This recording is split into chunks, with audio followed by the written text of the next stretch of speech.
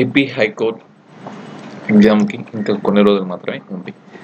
అయితే చాలామంది సార్ ఆ, మాకు ఈడిఎమ్స్ ప్రాజెక్ట్స్ పెట్టండి సార్ అని కామెంట్ చేస్తున్నారు. అయితే ఈ యొక్క క్లాస్లో మనం ఈడిఎమ్స్ ఒక 50 క్వశ్చన్లో మనం మాట్లాడుకుంటాం. అయితే మొన్న మన క్లాస్లో వన్ వర్డ్ సబ్స్టిట్యూషన్ క్లాస్ చెప్పుకున్నాం. ఆ వన్ వర్డ్ సబ్స్టిట్యూషన్ ఏం చెప్పాను, మొత్తం ఒక సెంటెన్స్ ఒక వాక్యం తీసుకుంటే ఆ వాక్యాన్ని మొత్తం ఒక వర్డ్తో చెప్పడాన్ని వన్ వర్డ్ సబ్స్టిట్యూట్ చెప్పుకుంటాం.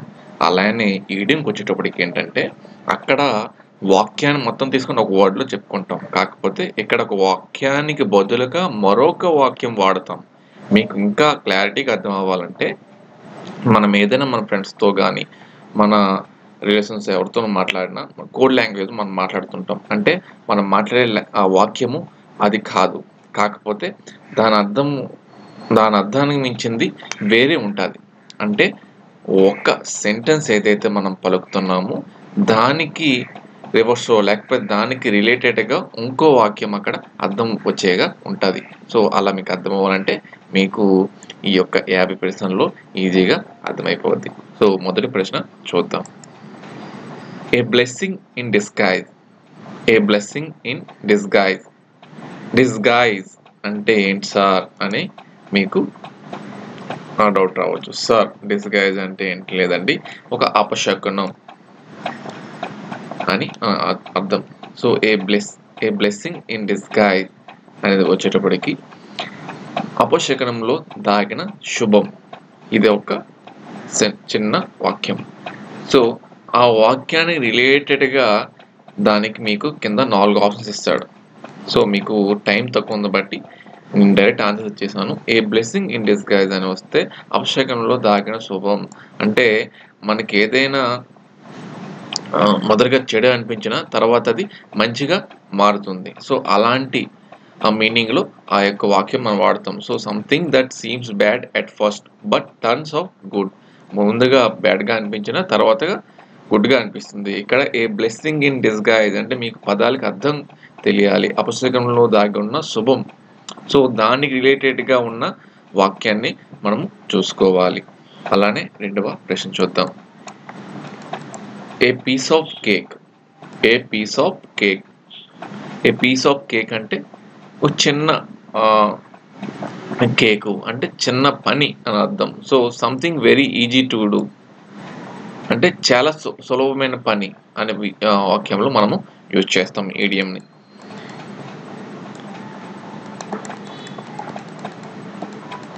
ఇక మూడవ ప్రశ్న చూద్దాం. Break the ice. Break the ice మంచుని కరిగించడం. అంటే బ్రేక్ ది ఐస్ అంటే ఏంటంటే మనము కొన్ని సందర్భాల్లో ఎవరైనా కొత్త వాళ్ళు పరిచయం అవుతుంటారు. సో వాళ్ళకి మాట్లాడడం మనం చింతిస్తూ ఉంటాం. సో అలాంటి వాక్యాల్లో మనం ఈ యొక్క break the ice, break the silence. So కొత్తగా పరిచయమైన వాళ్ళతో మాట్లాడాలని మనము కొత్తగా మన మనసులో కలవరగా ఉంటుంది. అలాంటి టైంలో బ్రేక్ ది ఐస్ అనే ఒక సందర్భంలో మనం చూస్తాం. ఈ యొక్క బ్రేక్ ది ఐస్ అంటే to start a conversation in a social setting. దానికి బ్రేక్ ది ఐస్ అంటే మంచుని కరిగించడం. కింద మీనింగ్లో మంచుని ఎలా కరిగిస్తారు అది కాదండి.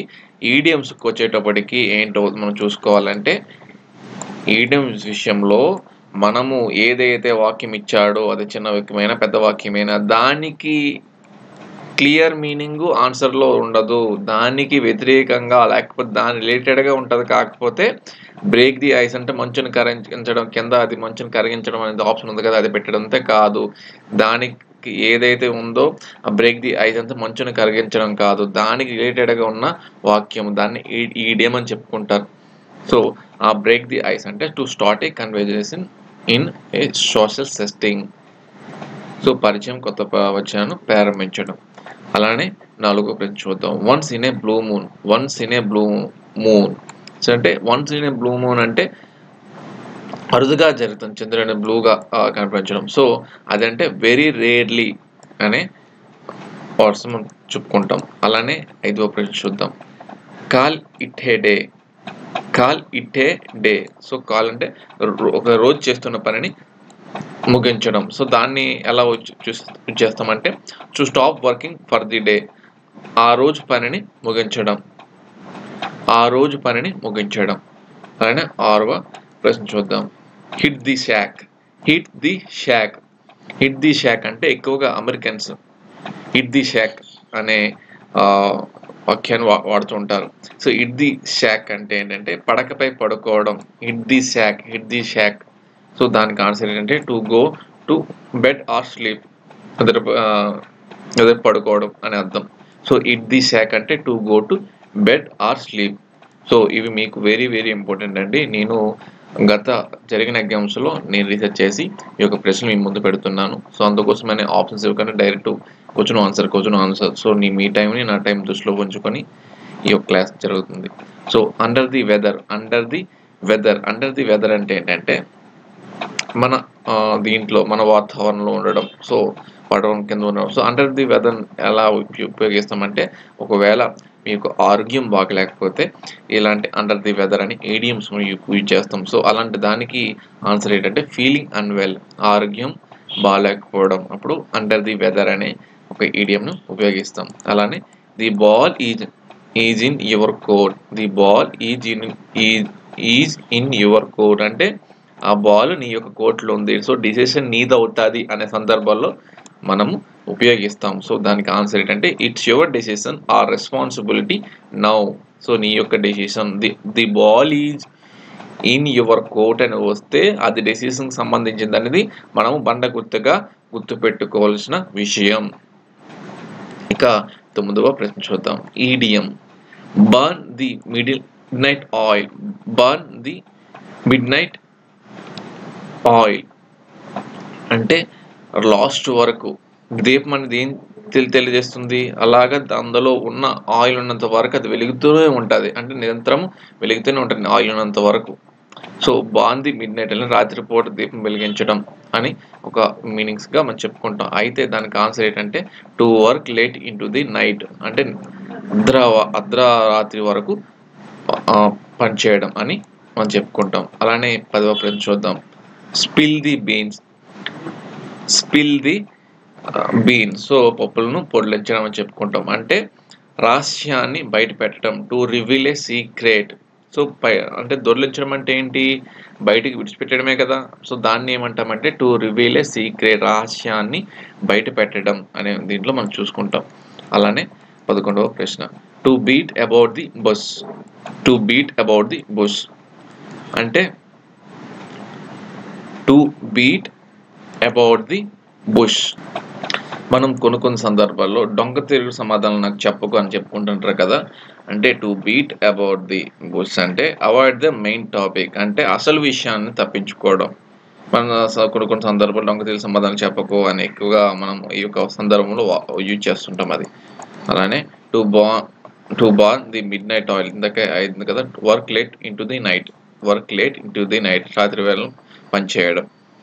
అలానే ఏ విల్ గూస్ చేజ్ అడవి గుడ్ల వేట అని చెప్పుకుంటాం. అంటే ఏ యూజ్లెస్ రీసెర్చ్ ఫలితం లేని శోధన అనే దీంట్లో మనం చెప్పుకుంటాం. అలానే 14వ ఈడియం చూద్దాం. To hit the nail on the head అంటే సరిగ్గా చెప్పు అనే దీంట్లో మనం యూజ్ చేస్తాం. టు బి ఎగ్జాక్ట్లీ రైట్ అని. ఇక 15వ ప్రశ్న to cry hour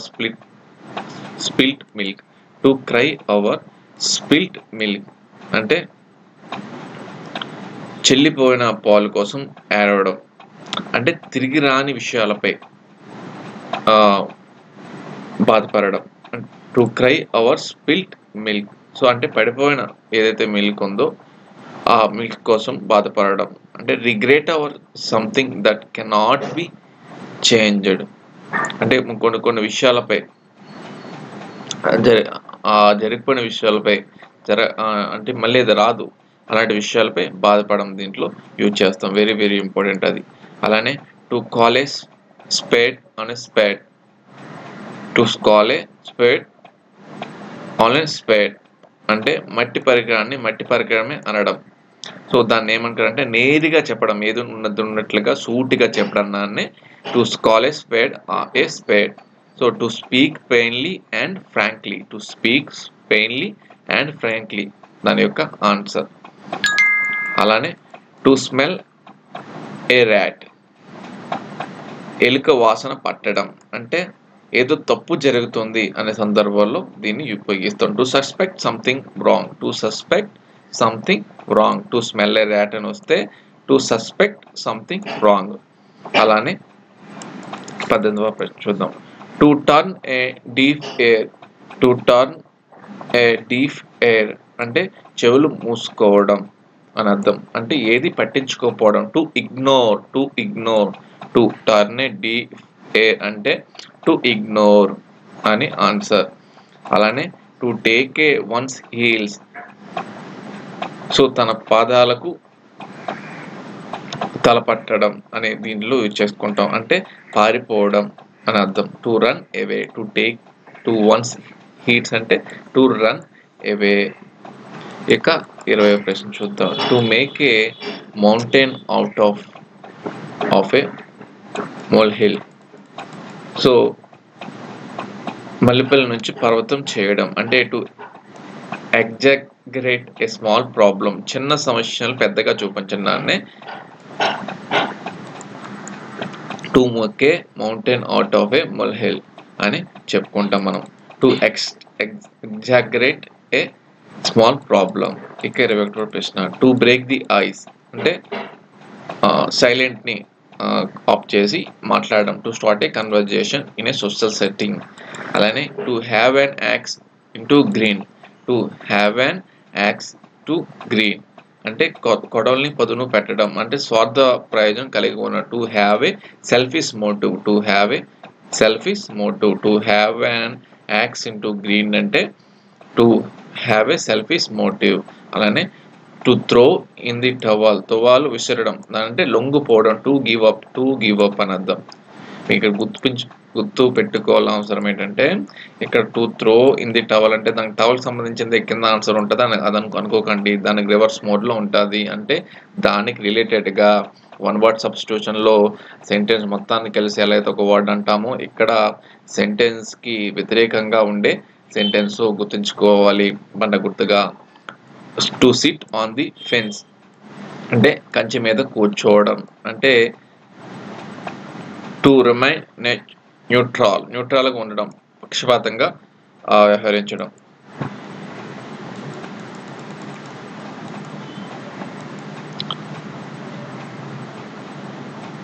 so to blow once own trumpet, to blow once own trumpet so తన శంఖం ఊదుకోవడం అంటే పొగరటం అనే దీంట్లో మనం యూజ్ చేస్తాం. To boast about oneself, to boast about oneself. అలానే to go the extra mile, to go the extra mile అంటే అదనపు మైలు నడవడం అని మనం చెప్పుకుంటాం. అంటే to make a special effort ఇంకా ఎక్కువగా కృషి చేయడం అని దీంట్లో మనం యూజ్ చేస్తాం. అవసరమైన దానికంటే ఎక్కువ కృషి చేయడం.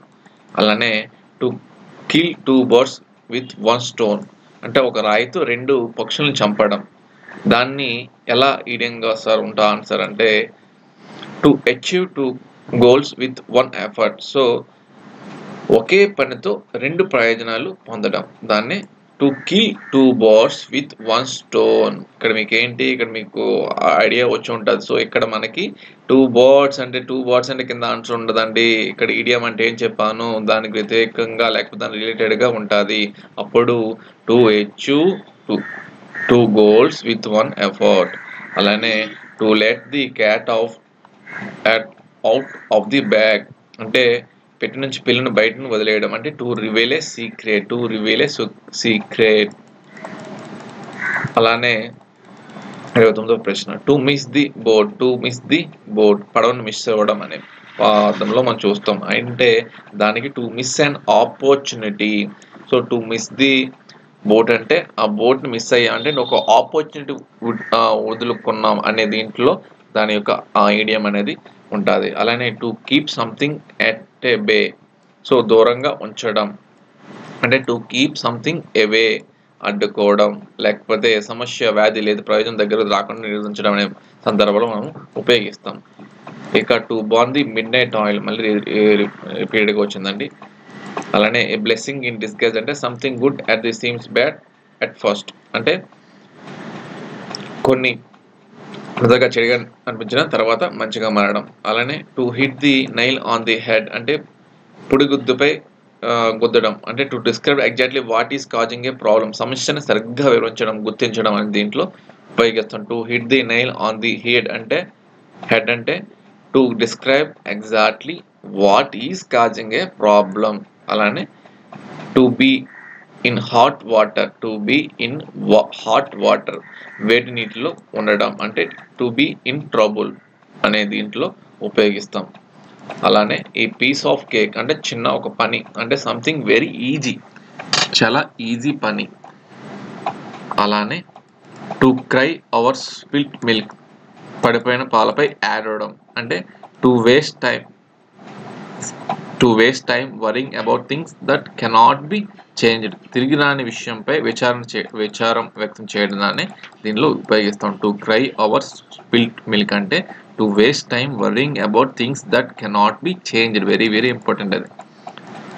అలానే to put all your eggs in one basket అన్ని గుడ్లను ఒకే బుట్టలో పెట్టడం అనేది ఏంటంటే to risk everything on a single plan, ఒకే అవకాశంపై ఆధారపడడం అనే దీంట్లో మనం ఉపయోగిస్తాం.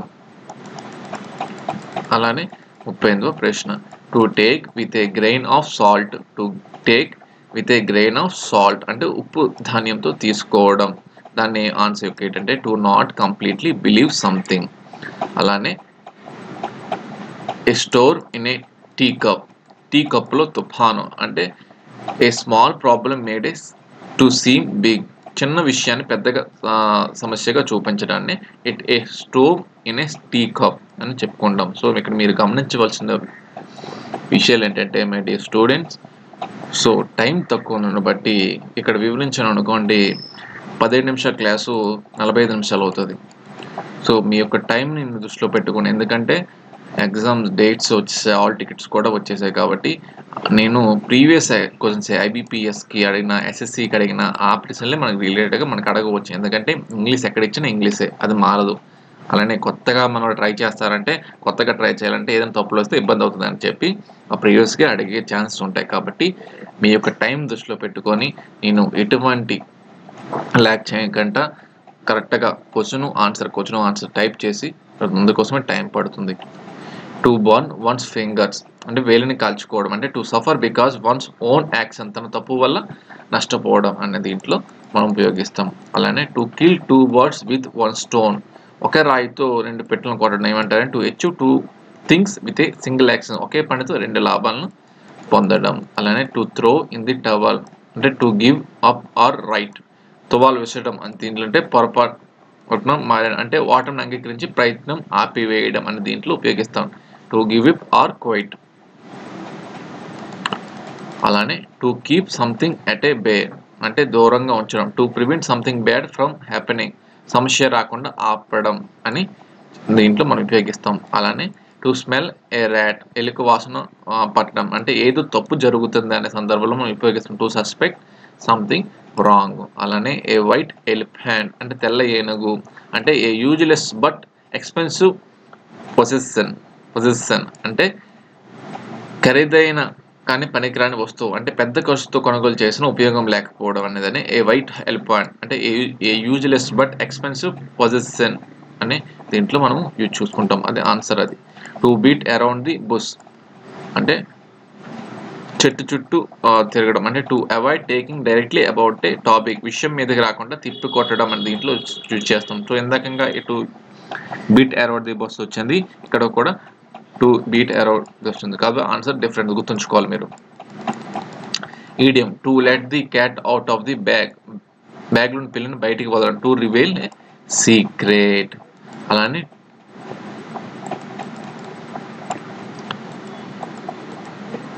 To be in the same boat అంటే ఒకే పడవలో ఉండటం అంటే to be in the same difficult situation as others అంటే ఇతరులతో సమానంగా సమస్యను ఎదుర్కోవడం లేకపోతే ఒకే ఇబ్బందులు ఉండడం, అందుతో పాటు వారు కూడా ఒకే ఇబ్బందులు ఉన్నారు, ఆ ప్రాబ్లం ఉన్నారు అని దీంట్లో ఉపయోగిస్తాం మనం. అలానే టు మేక్ ఎండ్స్ మీట్ అంటే ఆఖరిని మొదటితో కలపడం అంటే to earn just enough money to live, ఖర్చులు తీరేంత సంపాదించడం అన్న దీంట్లో మనం ఉపయోగిస్తాం. అంటే డబ్బు తక్కువగా ఉన్నప్పటికీ అవసరాల కోసమే అవి నెరవేర్చుకోవడం అనేది దీని యొక్క అర్థం. అలానే 50వ ప్రశ్న, టు కట్ కార్నర్స్ అంటే మూలాలు కొయ్యడం అనేది దీంట్లో ఉపయోగిస్తాం. దాన్ని ఒక ఆన్సర్ ఏంటంటే to do something in the easiest or cheapest way, సమయం డబ్బు ఆదా కోసం నాణ్యతను తగ్గించడం అనే దీంట్లో మనం ఉపయోగిస్తాం. ఇవి 50 ప్రశ్నలు మై డియర్ స్టూడెంట్స్. సో మరొక క్లాస్లో నేను మిగతా టాపిక్స్పై చేయడానికి ప్రయత్నిస్తాను. సో నా యొక్క ఎగ్జామ్స్ ఈ యొక్క టైం లేని బట్టి దీనికి తయారు చేయడం కోసం కొంచెం టైం పడుతుంటుంది మై డియర్ స్టూడెంట్స్. సో అందుకోసం మీరు గమనించగలరు. Wish you all the best for examination. జై హింద్.